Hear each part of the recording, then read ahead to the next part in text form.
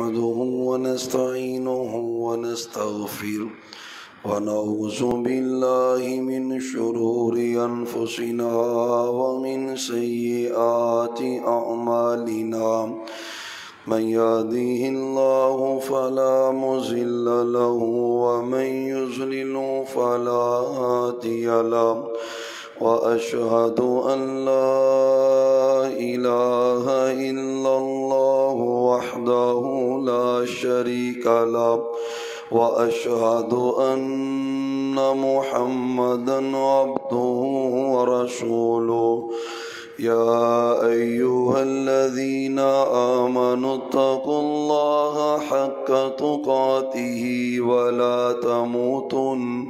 ولا تموتن إلا وأنتم مسلمون يا أيها الناس اتقوا ربكم الذي خلقكم من نفس واحدة وخلق منها زوجها وبث منهما رجالا كثيرا ونساء واتقوا الله الذي تساءلون به والأرحام إن الله كان عليكم رقيبا يا أيها الذين آمنوا اتقوا الله وقولوا قولا سديدا يصلح لكم أعمالكم ويغفر لكم ذنوبكم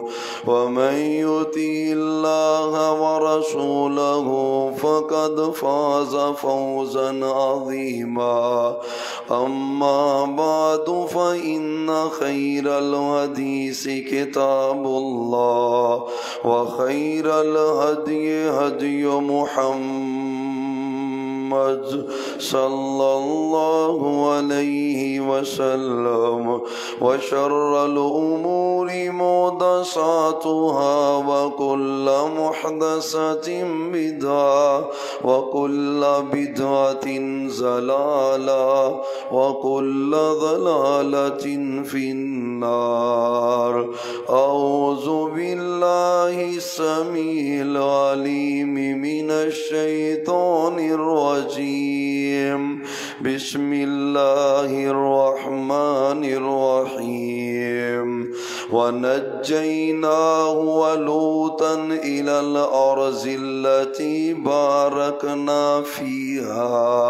باركنا فيها للعالمين قال النبي صلى الله عليه وآله وسلم لا تشد الرحال إلا إلى ثلاثة مساجد المسجد الحرام ومسجد الأقصى ومسجدي هذا أو كما قال عليه السلام اللهم صل على محمد وعلى آل محمد وبارك وسلم علیہ. سامعین حضرات، فلسطین میں واقع مسجد اقصی میں رمضان المبارک کے مہینے میں اسرائیل کے یہودیوں نے جو بمباری اور ظلم و ستم کر کے ایک سیاہ تاریخ رقم کی ہے، اس کے سبب سے پوری دنیا کے مسلمانوں کے دل رنجیدہ غمگین ہے. یہی سبب ہے کہ آج پورے پاکستان کے اندر فلسطینی بھائیوں کے ساتھ اظہار یکجہتی کے لیے حکومت نے بھی اور عام تمام افراد اپنے بھائیوں سے اظہار یکجہتی کے لیے دعاؤں کے ذریعے، ریلیوں کے ذریعے، احتجاجی پروگرامز کے ذریعے اپنے بھائیوں سے اظہار یکجہتی کر رہے ہیں. قبلہ اول مسجد اقصی، یہودیوں کا دعویٰ یہ ہے کہ جس جگہ پہ آج مسجد اقصی ہے یہاں پر ہمارا عبادتی، جسے وہ آپ کہہ لیں ہیکل سلیمانی کہتے ہیں، کہ وہ یہاں پہ آباد تھا، وہ یہاں پہ موجود تھا۔ ہم مسجد اقصی کو گرا کر اس جگہ پر ہیکل سلیمانی کی تعمیر چاہتے ہیں، اور اس کے لیے وہ آئے روز کوئی نہ کوئی پلاننگ کر کے مسلمانوں پہ ظلم ڈالتے رہتے ہیں۔ فلسطینی مسلمان جو نہتے ہیں، جن کے پاس اسلحہ نہیں ہے، اسلحہ رکھنے کی اجازت نہیں ہے، وہ اسلحے کی تربیت حاصل نہیں کر سکتے، یہی سبب ہے کہ وہ ٹینکوں کا اور میزائلوں کا اور گولیوں کا مقابلہ پتھروں سے کر رہے ہوتے ہیں، اور آج تک یہ سلسلہ وہاں پہ جاری و ساری ہے۔ حالیہ جو ظلم و ستم کی داستان شروع ہوئی ہے، دل خراش واقعہ اس سبب سے بھی بنا کہ 27ویں رات مسلمانوں کی نزدیک ایک طاق رات ہے، اور اللہ اسے لیلۃ القدر کا درجہ دینے پہ بھی قادر ہے۔ اس رات جب مسلمان عبادات میں مصروف تھے مسجد اقصی پر، اور اس کے اوپر آپ کہہ لیں کہ بمباری کر کے گولیاں برسا کر، اور اس دن سے یہ سلسلہ شروع ہے جو آج تک جاری و ساری ہے۔ آپ کہہ لیں کہ ظالمانہ اور غاصبانہ جو انداز وہاں پہ یہودیوں نے اپنایا ہوا ہے، وہ انتہائی آپ کہہ لیں کہ افسوس کا حامل ہے۔ ضرورت اس امر کی ہے کہ اس مسئلے کی سنگینی کو سمجھا جائے۔ ہمارا ہی پاکستان، ہماری قومی اسمبلی اور اسی کے اندر یہ جو موجودہ حکومت ہے، اسی کی ایک عورت رکن پارلیمنٹ اب لوگوں کو سمجھ آ رہی ہے، تب سمجھ نہیں آ رہی تھی۔ اس نے قومی اسمبلی میں کھڑے ہو کر جب یہ کہا کہ اسرائیل کا حق ہے مسجد اقصی پر، وہ ان کی عبادت گاہ ہے، وہ ان کا قبلہ ہے، اسرائیل کو تسلیم بھی کرنا چاہیے اور ان کو مسجد اقصی بھی دینی چاہیے، وہ جو چاہے وہاں پہ کرتے رہیں۔ مثال کیا دی جا رہی ہے؟ ہمارا قبلہ بیت اللہ ہے، لہذا ہمیں اس کی فکر کرنی چاہیے۔ ہمارا قبلہ اب مسجد اقصی نہیں ہے، ہمیں اس کی فکر کی ضرورت کیا ہے؟ اور آج کل ایک دو دنوں میں وہ دوبارہ سافٹ ویئر چینج کر کے اور اسی کا بیان جاری کروایا گیا ہے کہ ہم اسرائیل کے خلاف ہیں۔ بھائیو، بات سمجھنے کی ضرورت ہے، یہ کوئی عبادت گاہ نہیں ہے یہودیوں کی، ازل سے شروع سے یہ مسجد اقصی ہے، اور یہ مسجد اقصی مسلمانوں کا اس کے اوپر حق ہے۔ یہودیوں کا مساجد کے ساتھ تعلق ہی نہیں ہے، وہ کیسے دعویٰ کر سکتے ہیں؟ نہ ان کی مقدس کتابوں میں، جس کو وہ مقدس سمجھتے ہیں، کسی کتاب کے اندر ایک لفظ بھی ایسا نہیں ہے کہ مسجد اقصی پہ ان کا حق ہے۔ ان کا کوئی ایسا آپ کہہ لیں کہ لیگل قانونی حق نہیں ہے، یہ زور ہے اور بدماشی ہے اور غنڈہ گردی ہے، جس کے سبب سے ان ہتے مسلمانوں پہ سبب کیا ہے کہ ایک وقت جب یہ لوگ آئے فلسطین کے قریب آباد ہونے کے لیے، 8% یہ تھے اور 92% وہاں پر فلسطینی مسلمان تھے، اور آج بمباری کر کر کے ان کی نسل کشی کر کر کے کنڈیشن یہ ہے کہ ان کی آبادی بڑھتی جا رہی ہے اور مسلمان کم ہوتے جا رہے ہیں۔ اب پلان یہی ہے کہ مسلمان وہاں پہ ختم ہوں اور ہم آزادانہ طور پر مسجد اقصی کو گرا کر وہاں پہ ہیکل سلیمانی کی تعمیر کریں گے۔ حضرات ذرا توجہ کیجئے، مسلمانوں کا اس پہ حق ہے۔ تمام نبیوں کی جگہ جہاں پہ اللہ نے نبیوں کو پیدا کیا ہے وہ ملک شام ہے، اور ملک شام میں فلسطین ہے، اور اسی میں مسجد اقصی ہے، اور ملک شام ایسی اہمیت کا حامل ہے۔ پہلی بات اس انداز سے سمجھیں کہ پوری دنیا میں سب سے پہلے جو اللہ کا گھر تعمیر ہوا ہے وہ بیت اللہ ہے، اور دوسرا گھر جو زمین پہ تعمیر ہوا ہے وہ مسجد اقصی ہے۔ حدیث سنیے، اصل میں جب مدینہ طیبہ میں آپ آئے، یہودیوں سے تنازع شروع ہوا۔ انہوں نے کہا پہلی مسجد مسجد اقصی ہے، اس کے بعد کوئی دوسری مسجد بنی ہے۔ مسلمانوں نے کہا نہیں، پہلا گھر زمین پہ بیت اللہ بنا ہے، پھر کوئی مسجد بنی ہے۔ تنازع جب بنا، بحث چھڑ گئی، اللہ نے جبریل کو بھیجا، محمد صلی اللہ علیہ وآلہ وسلم پر، ان اول بیت وضع للناس للذی ببکۃ مبارکا وہدی للعالمین۔ اور میں پہلا گھر زمین پر جو اللہ کا تعمیر ہوا ہے وہ بیت اللہ ہے، بیت اللہ اللہ کا پہلا گھر ہے۔ اور حدیث سنے صحیح بخاری کے اندر، حدیث کے راوی حضرت ابو ذر ہیں رضی اللہ عنہ، کہتے ہیں قلت یا رسول اللہ صلی اللہ علیہ وسلم ای مسجد وضع فی الارض اولا، کون سی مسجد ہے جو زمین پر سب سے پہلے تعمیر کی گئی؟ آپ فرماتے ہیں المسجد الحرام، وہ بیت اللہ ہے، مسجد حرام ہے۔ قلت ثم ایل، پھر میں نے کہا محبوب دوسری مسجد کون سی جو روح زمین پر دوسری مسجد بنائی گئی؟ آپ فرماتے ہیں مسجد الاقصی، وہ مسجد اقصی ہے۔ صحابی کہتے ہیں پھر میں نے پوچھا کم بینہما، دونوں کے درمیان فاصلہ کتنا ہے، پیریڈ کتنا ہے، دوری کتنی ہے، کتنے فاصلے پہ بنی ہے یا کتنی دیر کے بعد بنی ہے؟ سچے نبی نے فرمایا 40 سنتن، اور میں 40 سال کے بعد بیت اللہ بننے کے 40 سال بعد اللہ کی زمین پر مسجد اقصی کی تعمیر ہوئی ہے۔ اب بات سمجھنا، اور یہودی دعویٰ کیسے کر سکتا ہے کہ یہ ہیکل سلیمانی کی جگہ ہے؟ بنتی ہی نہیں ہے۔ دو باتیں ہیں، کچھ محدثین کا اور سیرت نگاروں کا موقف ہے کہ بیت اللہ کی اول تعمیر حضرت ابراہیم علیہ السلام نے کی ہے، اور کچھ کا موقف ہے کہ حضرت آدم علیہ السلام نے بیت اللہ کو تعمیر کیا ہے۔ بات صحیح معلوم بھی یہی ہوتی ہے کہ حضرت آدم علیہ السلام نے بیت اللہ کی اول تعمیر کی ہے، پہلی تعمیر کی ہے، کیونکہ حدیث میں آتا ہے کوئی نبی ایسا نہیں ہے جس نے بیت اللہ کا طواف نہ کیا ہو۔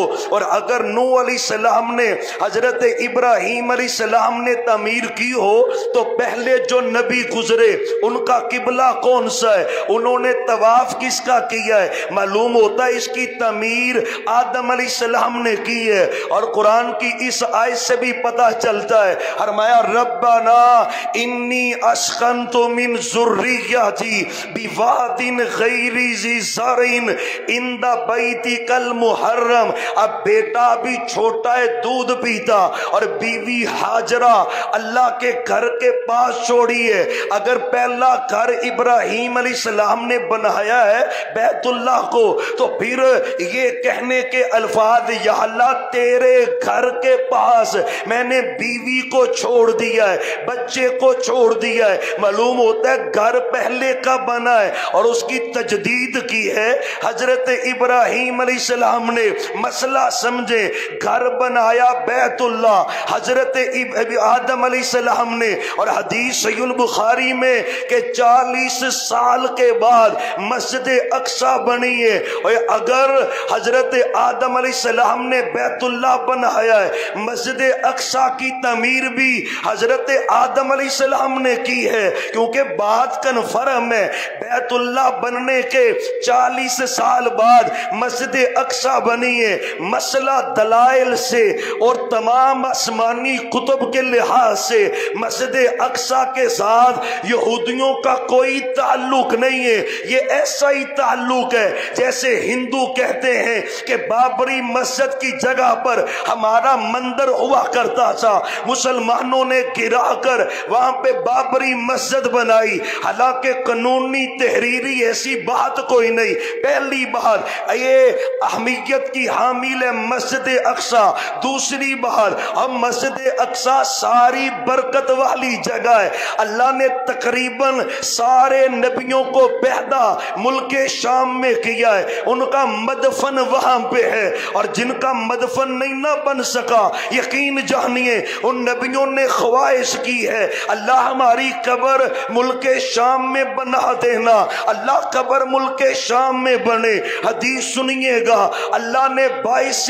برکت بنایا ہے. نبیوں کا مسکن ملک شام ہے، مسجد اقصی ہے، فلسطین ہے. اور قرآن کے اندر جو نبیوں کا ذکر ہے چند انبیاء کے علاوہ تمام نبیوں کی جائے ولادت وہ ملک شام ہے. یہی سبب ہے قرآن نے اس کو برکت کی جگہ کہا ہے. وَنَجَّيْنَاهُ وَلُوطًا إِلَى الْأَرْضِ الَّتِي بَارَكْنَا فِيهَا لِلْعَالَمِينَ. ہم نے پوری کائنات کے لیے ملک شام میں برکت رکھی ہے، مسجد اقصی میں برکت رکھی ہے. اور کوئی ایک دلیل نہیں ہے. وَلِسُلَيْمَانَ الرِّيحَ عَاصِفَةً تَجْرِي بِأَمْرِهِ إِلَى الْأَرْضِ الَّتِي بَارَكْنَا فِيهَا. حضرت سلیمان کا تخت اڑتا، اللہ کہتے ہیں اس زمین کی طرف جس میں ہم نے برکت پیدا کی ہے. وَجَعَلْنَا بَيْنَهُمْ وَبَيْنَ الْقُرَى الَّتِي بَارَكْنَا فِيهَا. یہ جتنے الفاظ ہیں نا یہ سارے مسجد اقصی کے باہر، ملک شام کے باہر رب نے کمال کر دیا ہے. اور میں سبحان الذی اسری بعبدہ لیلا من المسجد الحرام الی المسجد الاقصی الذی بارکنا حولہ. اور صرف مسجد اقصی برکت والی نہیں ہے، اللہ کہتا ہے اس کے ارد گرد جتنے علاقے ہیں اللہ نے برکت والے بنا دیے.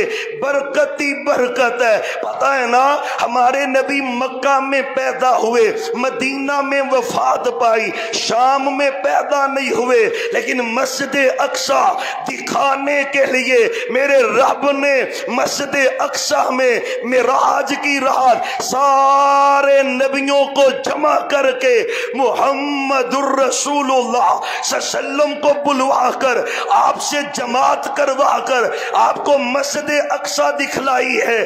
پیدا وہاں پہ نہیں ہوئے، وفات وہاں پہ نہیں ہے، لیکن رب نے معراج کی رات اقصی دکھلائی ہے. یہیں پہ بس نہیں، معراج سے واپس آئے. کذبتنی قریش، قریشیوں نے کہا ہم نہیں مانتے، آپ نے اقصی دیکھی ہے. اگر مسجد اقصی آپ نے دیکھی ہے تو نشانیاں بیان کریں مسجد اقصی کس طرح کی ہے، وہ کس طرح کے اس کے حالات ہیں، دروازے، کھڑکیاں، بناوٹ، دیواریں، چھتیں کیسی کیسی. نبی فرماتے میں تو پریشان تھا لیکن حجر میں تھا، یعنی حتیم میں تھا.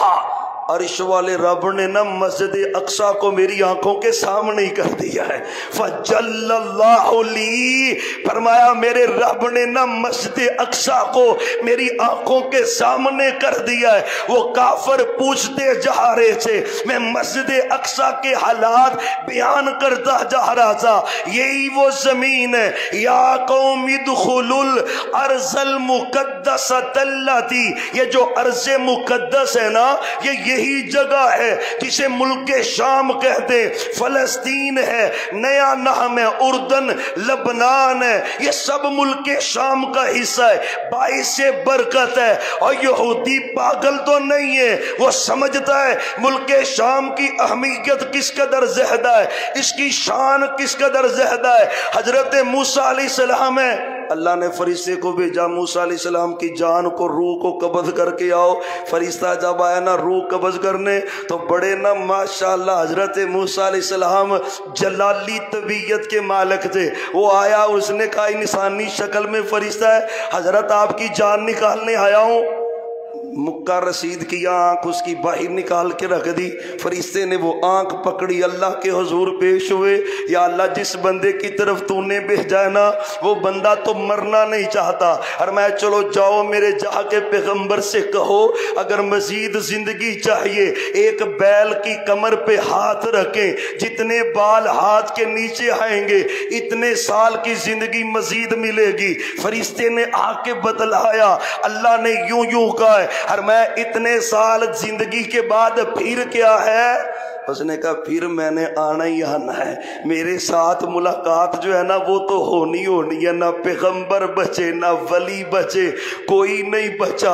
اور میں میرے ساتھ نہ ملاقات پکی ہے, میں نے آنا ہے. اور میں جو کل کو آنی ہے وہ آج ہی قبول ہے. لیکن ایک دعا کی حضرت موسیٰ علیہ السلام نے, فَسَأَلَ مُوسَیٰ, حضرت موسیٰ نے اللہ سے کہا یا اللہ مارنا تو نے مجھے ہے, موت آنے لگی ہے, ایک تڑپ ہے, یا اللہ مجھے مسجد اقصیٰ کے قریب کر کے موت دینا. اللہ یہ جو برکت والی جگہ ہے نا اس جگہ کے قریب کر کے مجھے موت دینا. اس سے لکھا امام بخاری نے, اے مدینے کی موت ہو یا ملک شام کی موت ہو دونوں ہی برکت والی موتیں. حضرت موسیٰ علیہ السلام کی خواہش کرنا کوئی معمولی بات تو نہیں ہے. معلوم ہوتا ہے کہ اللہ کا پورا ہی باعث برکت ہے, رحمت ہی رحمت ہے. رب نے فضل بڑا کیا ہے. بات کو کلوز کرتے ہیں.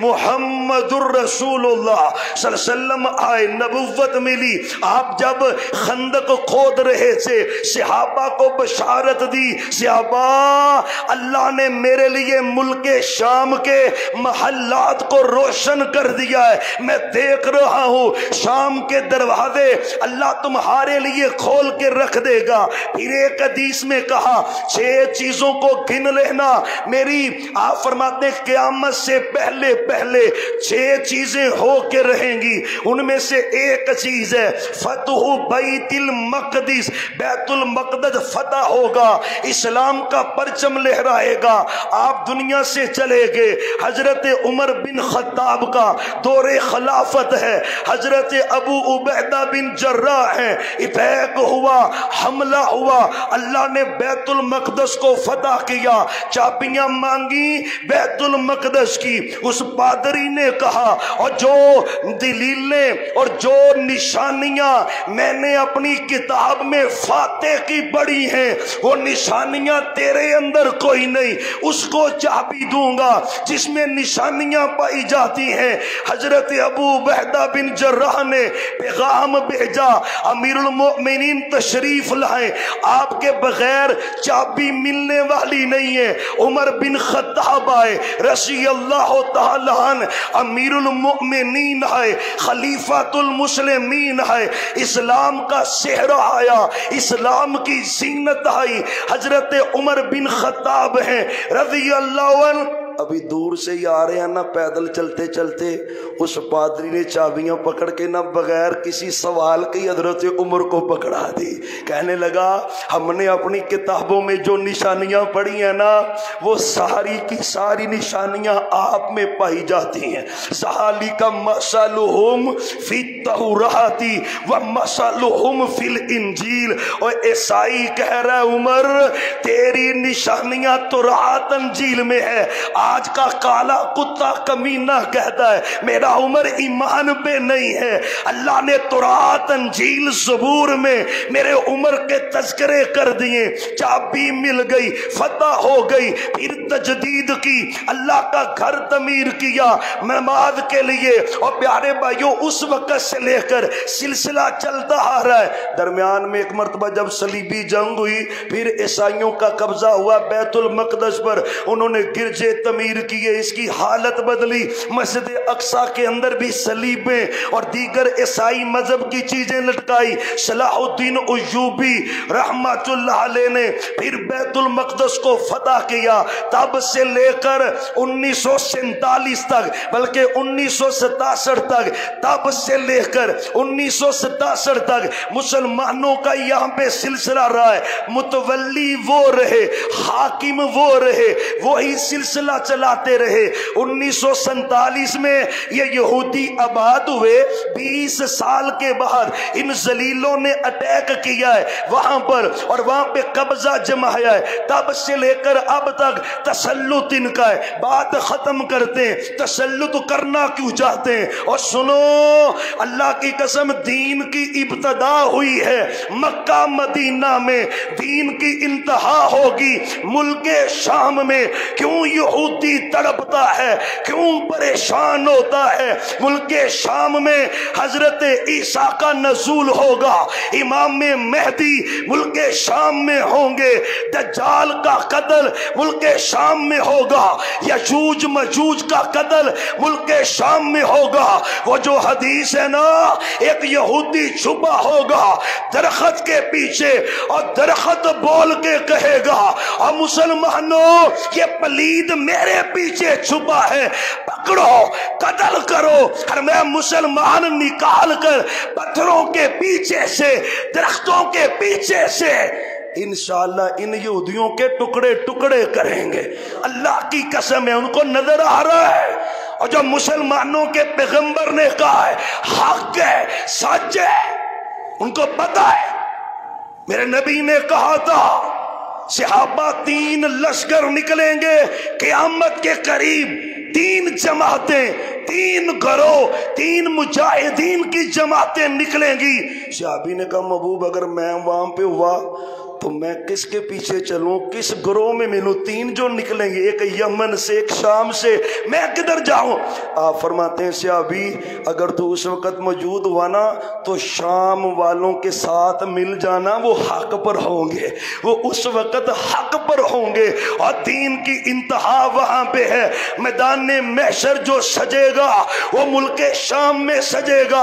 علامہ البانی نے حدیث کو صحیح کہا ہے، صحابہ یہ ملک شام کی زمین وہ ہے، یہیں پہ لوگوں کو جمع کیا جائے گا، یہیں پہ جنت جہنم لائی جائے گی، حساب و کتاب ملک شام میں ہوگا، لوگ جمع یہاں پہ ہوں گے، اور یہودیوں کی بربادی، ان کا اینڈ، ان کی ذلت، ان کی رسوائی ملک شام میں ہے، اور انشاءاللہ ہو کے رہے گی۔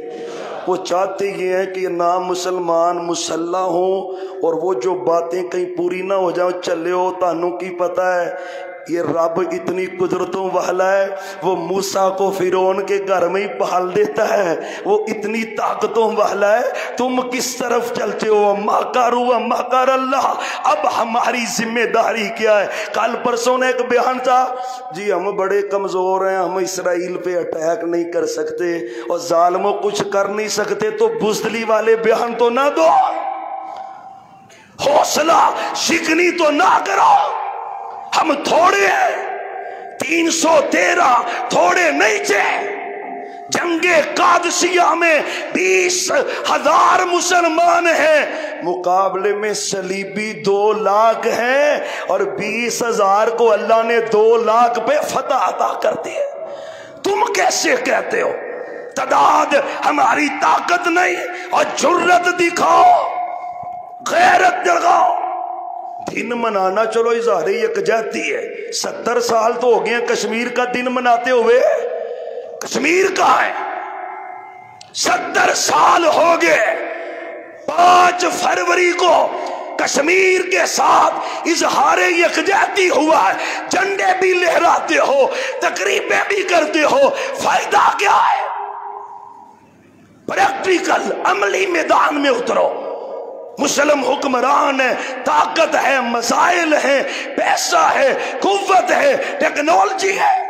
2 ارب کے قریب مسلمان ہیں، اور 1.5-2 کروڑ کے قریب یہ ہوتی ہیں، اور وہ 2 ارب کے قریب مسلمان نہ پریشان ہے کہ ہم 1.5 کروڑ کا مقابلہ کیسے کریں گے۔ شرم نہیں آتی؟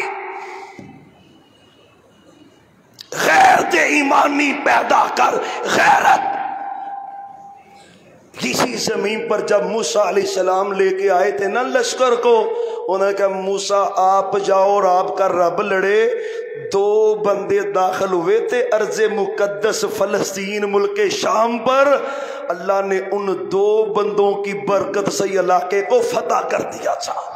ایمان چاہیے، غیرت چاہیے، اللہ کا یقین چاہیے، محبت چاہیے، اسلام کی محبت چاہیے، وہ آج بھی ہوگی۔ کیا دنیا کا کفر، ہم ترلا کر رہے ہیں امریکہ کا، امریکہ صاحب آپ نہ کوئی یہودیوں کو سمجھائیں، وہ ہمارے اوپر ظلم نہ کریں، ہمارا حساب یہ بن رہا ہے، یہ ہمارا انداز ہے، خدا را غیرت والے بن جائیں۔ محمد الرسول اللہ صلی اللہ علیہ وسلم نے غیرت سکھلائی۔ جنگ خندق سے مشکل بھی کوئی مرحلہ ہے؟